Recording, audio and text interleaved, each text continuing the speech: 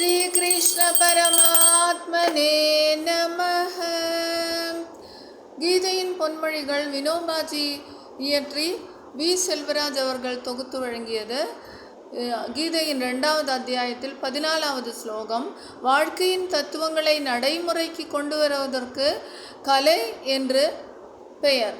சாங்கியம் என்பது தத்துவம், சாத்திரம் யோகம் என்பது கலை, உத்திர சாஸ்திரம் மட்டுமாயின் அது வெறும் மனக்கோட்டை, வெறும் கர்மமாயின் அது வெறும் கூடு.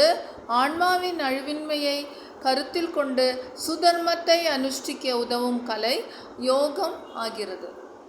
ஒரு கர்மத்தை செய்பவர்களுக்கு ஒரு வகை மனோபாவனை இருக்கும் என்று தாம் செய்யும் காரியத்தின் பயனை நிச்சயமாக